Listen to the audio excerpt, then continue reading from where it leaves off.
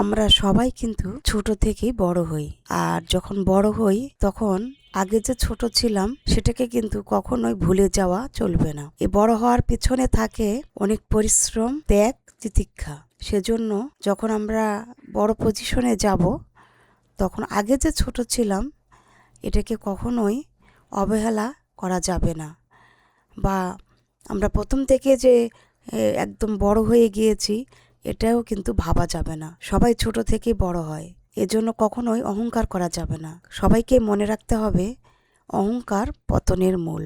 Hello everyone, আসসালামু আলাইকুম।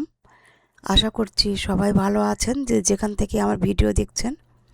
আমরাও ভালো আছি আলহামদুলিল্লাহ।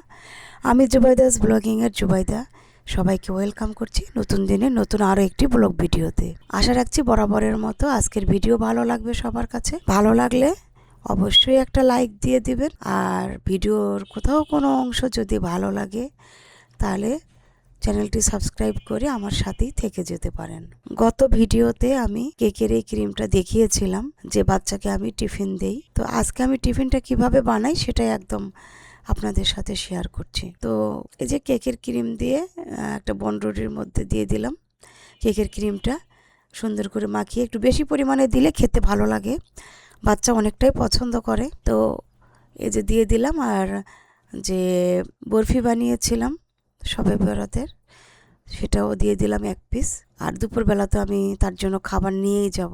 আর সকালে নাস্তা করেছিল চা, রুটি আর ডিম সিদ্ধ। আর আমার জন্য বানিয়ে নিয়েছি এই যে চিয়া সিড। এটা কখনো দেখাই কখনো দেখাই না। তো চিয়া সিডটা আমি রেগুলার খাওয়ার চেষ্টা করি, কখনো মিসিং হয়ে যায়। সবসময় তার সব কিছু হয় না, এটাও তো একটা বোঝার বিষয়, কারণ সবসময় কিন্তু সব ধরনের খাবার খেতে ভালোও লাগে না। তো মাঝে মাঝে একটু স্কিপ করি। আমিও সকালে রুটি চা খেয়ে নিয়েছি। ম্যাক্সিমাম দিনে আমরা রুটি চা বা পরোটা এগুলোই খেয়ে থাকি। তো বাচ্চার জন্য যে আমি খাবার নিয়ে যাই সেটা আমি আগের ভিডিওতেও বলেছি, কারণ সময় মতো আমার সব কিছু কাজকর্ম করে নিতে হয়। তো ইদানিং দেখছি যে গ্যাস একটু চুলায় আছে। তো যখন চুলায় গ্যাস থাকে, খুব যে আছে তা নয়, সামান্য পরিমাণে কাজ হচ্ছে আর কি চলার মতো। তো ভাবলাম যে গ্যাসের চুলাতেই রান্না করি, যদিও আস্তে আস্তে হচ্ছে তারপরেও। কারণ আমার তো ইনফ্রারেড কুকার, ইলেকট্রিক যে চুলা আছে সেটা হচ্ছে আমার ইনফ্রারেড। আমি এটা বহু আগে কিনেছি, কম করে হলেও তো মনে হয় 9-10 বছর হবে। তো তখন থেকে আমি ইউজ করছি, আল্লাহর রহমতে এখনও ভালোই আছে। তো আসলে কারেন্টের চুলায় রান্না করলে একে তো দেরি হয়, তারপরে আবার মানে আমার কাছে কেন জানি রান্নাটা টেস্ট হয় না, আমার কাছে তাই মনে হয়। তো এই জন্য যদি দেখি যে গ্যাস আছে, দেখেন খুবই কিন্তু অল্প পরিমাণে। আর চাইনিজ খাবার রান্না করতে গেলে কিন্তু হাই হিটে রান্না করতে হয়, হাই হিটে রান্না করলে খুব ভালো হয়। তো যাই হোক, এখন কিছুই করার নেই। তো আজকে আমি একটা রেসিপি শেয়ার করছি বলতে পারেন। আমি একটা ফ্রাইড রাইস বানাচ্ছি শীতের সবজি দিয়ে। তো শীতের সবজির মধ্যে আমি এখানে বাঁধাকপি নিয়েছি, গাজর নিয়েছি, আর এখন যে একটা ভাইরাল মরিচ আছে, অনেকেই দেখি ভাত দিয়ে খায়, তো সেই মরিচটাও একটু কেটে দিয়েছি অল্প পরিমাণে। আর ক্যাপসিকাম দিলে ভালো লাগতো, কিন্তু আমার বাচ্চা ক্যাপসিকামটা খুব একটা পছন্দ করে না, কিন্তু ক্যাপসিকাম খাওয়াটা কিন্তু খুবই ভালো, এখানে প্রচুর পরিমাণে মিনারেল থাকে। তো যাই হোক, আমি সবই পছন্দ করি, আর বাচ্চা পছন্দ করে, কিন্তু যে অনেক সময় যখন ভালো লাগে না, একটু ঝাল ঝাল টাইপের, তো তো দেখা যায় যে বেছে বেছে আবার রেখে দেয়, এজন্য আর দিলাম না। গাজর দিয়েই করে দিলাম, গাজর, বাঁধাকপি, আর একটু চিকেন ছিল আগে থেকে, আমি সামান্য পরিমাণে একটু ম্যারিনেট করে রেখেছিলাম, সেই চিকেনের সাথে সবজিটা ভেজে নিয়েছি। চাইলে কিন্তু শীতের আরও অনেক সবজি দেওয়া যায় ফ্রাইড রাইসের মধ্যে, বিভিন্ন রকমের সবজি একটু একটু করে দিলে কিন্তু খেতে ভালো লাগে।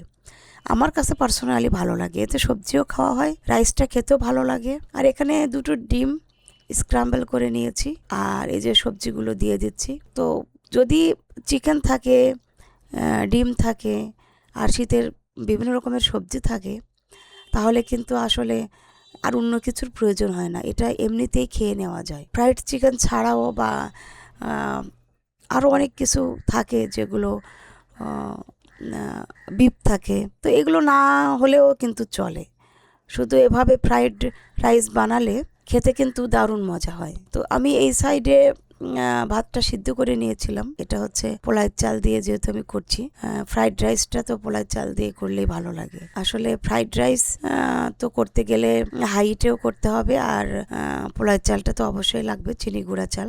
ভাতের চাল দিয়ে তো আসলে ফ্রাইড রাইস হয় না, শুধু বানালেই তো হবে না, খাবারের একটা টেস্টেরও ব্যাপার আছে। তো আমি এখানে পোলাওয়ের চাল দিয়েই বানিয়েছি। তো প্রথমে পানিটা গরম করে নিয়েছিলাম লবণ আর তেল দিয়ে, একদম ফুটন্ত পানির মধ্যে আমি চাল দিয়েছি, এজন্য কিন্তু খুব সুন্দরভাবে হয়ে গিয়েছে, একদম ঝরঝরে হয়েছে। যদিও গ্যাসটা খুব বেশি ছিল না, কিন্তু তারপরেও খুব সুন্দরভাবে কিন্তু ফ্রাইড রাইসটা আমি বানিয়ে নিয়েছি। তো শীতটাও এখন প্রায় শেষের পথে, যেগুলো সবজি পাওয়া যাচ্ছে সেগুলো দিয়েও কিন্তু আমরা এই ফ্রাইড রাইসটা বানিয়ে নিতে পারি। এটা ফ্রাইড রাইস আসলে সব সময় খাওয়া যায়, এটা সকালে নাস্তা হিসেবে খাওয়া যায়, আবার বিকেল বেলাও খাওয়া যায়, দুপুরেও খাওয়া যায়, রাতেও খাওয়া যায়। আসলে যারা পছন্দ করে আমার মনে হয় যে কোনো সময় তারা এটা খেতে পারে, কারণ বিভিন্ন রকম সবজি থাকে, আর soya sauce, tomato sauce, chilli sauce এগুলো দেয়া থাকে, এর জন্য টেস্টটা কিন্তু বহু গুণে বাড়িয়ে যায়। তো আমি এখানে সয়া সসটা দিয়ে নিলাম, আর সয়া সস না দিলে কিন্তু পারফেক্ট টেস্টটা কিন্তু আসেও না, কালারটাও আসে না, এর যে একটা আলাদা রকমের গন্ধ থাকে, সেন্ট থাকে, সেটাও কিন্তু পাওয়া যায় না। তো যখন বিভিন্ন রকমের সস ব্যবহার করা হয় তখন ফ্রাইড রাইসটা থেকে একটা ভালো গন্ধ বের হয়, খেতেও ভালো লাগে, আর আমার ছেলে তো অনেক পছন্দ করে। তো আজকে আমি তার জন্যে ফ্রাইড রাইসটা নিয়ে যাব, আর আমি জানি সে অনেক খুশি হবে। এই যে এখন দেব প্রাণ সস, সুইট চিলি সস। তো এগুলো সবসময় আমি কিনে রাখি, কারণ এগুলো আমার বাসায় খুব বেশি পরিমাণেই লাগে, কারণ বাসায় এমনিতে ফ্রাইড চিকেন যখন খাই আলাদাভাবে তখনও এই সস দিয়ে খাওয়া হয়, আবার যখন নুডলস বানাই, পাস্তা বানাই তখনও দরকার হয়, আর এখন তো ফ্রাইড রাইস বানাচ্ছি, এখন তো অবশ্যই দিতে হবে। আর এখন দিয়ে দেবো যে হট টমেটো সস, কারণ এগুলো না দিলে পারফেক্ট কালারটা আসবেও না, আর খেতে কিন্তু টেস্টও হবে না। তো যদি ফ্রাইড রাইস বানাতে চান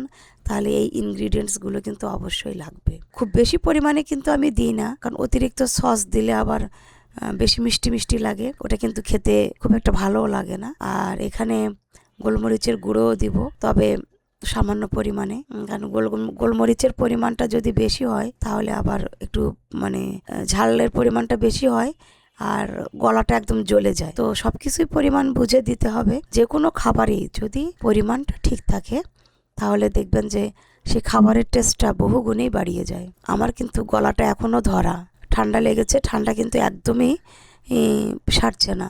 ভিডিওতে ভয়েস ওভার দিচ্ছি, হয়তো শুনতে অনেকেরই ভালো লাগবে না, প্লিজ কষ্ট করে একটু ভিডিওটা দেখে নেবেন, আমার কথাগুলো শুনবেন। শুনতে শুনতে এক সময় ঠিক ভালো লেগে যায়, অনেক কিছুই ভালো লাগে না, আবার দেখা যায় প্রতিনিয়ত যদি আবার দেখা হয় তাহলে সেটাই কিন্তু এক সময়ে ভালো লাগায় পরিণত হয়ে যায়। তো এই হচ্ছে অবস্থা। আমি আসলে সাইড থেকে রান্না করতে পারি না, কারণ আমার রান্নাঘরটা একদমই ছোট, আমি যেখানে দাঁড়িয়েছি হয়তো হাতের কারণে অনেক সময় রান্নাটা খুব ভালোভাবে দেখাতে পারি না, আর পুরো রান্নাটা যদি আমি একদম সুন্দরভাবে দেখাতে চাই তাহলে আমাকে বাম হাতে রান্না করতে হবে, এরকম একটা অবস্থা। তো এভাবে বাম হাতে তো আমাদের আসলে কাজ করে অভ্যাস নেই, সেহেতু বাম হাতে কিন্তু সেই শক্তিটাও পাওয়া যায় না, আর বাম হাতে রান্না করা আমার পক্ষে সম্ভব না, এই কারণে ডান হাতেই রান্না করতে হচ্ছে। আর দেখা যাচ্ছে যে ক্যামেরার সামনে শুধু হাতটাই দেখা যাচ্ছে। আসলে ভয়েস ওভার দিতে গেলে অনেক কিছুই চোখে পড়ে, নিজেরও খারাপ লাগে, কিন্তু কিছুই করার নাই, এটা আসলে বোঝার বিষয়, কারণ আমার রান্নাঘরটা অনেক ছোট, আমি সাইড থেকে ওভাবে রান্না করতে পারি না, এই আর কি। তো যাই হোক, সবাই ধৈর্য সহকারে ভিডিওটা দেখবেন, আশা রাখছি ভালোই লাগবে। তো এই যে আমার রান্নাটা কিন্তু অলমোস্ট ডান, খেতে কিন্তু খুবই সুস্বাদু হয়েছিল, দেখেন কালারটাও কিন্তু খুব সুন্দর এসেছে, আর সবজিগুলো সব একদম মিশে গিয়েছে, সবজি, চিকেন, ডিম, তো খেতেও কিন্তু খুব ভালো হয়েছিল। আর যে এখানে যেহেতু ডিম, সবজি, চিকেন সবই আছে, সেহেতু আলাদাভাবে আর কোনো কিছুই তৈরি করার প্রয়োজন নেই, এভাবে কিন্তু অনায়াসে গরম গরম খেয়ে নেওয়া যায়। তো আমিও খাওয়া দাওয়া শেষ করব, আর বাচ্চার জন্য খাবার আমি নিয়ে যাব। আজ এই পর্যন্তই। সবাই ভালো থাকবেন, সুস্থ থাকবেন, আমাদের জন্য দোয়া করবেন। আপনাদের জন্য দোয়া, শুভকামনা। আসসালামু আলাইকুম।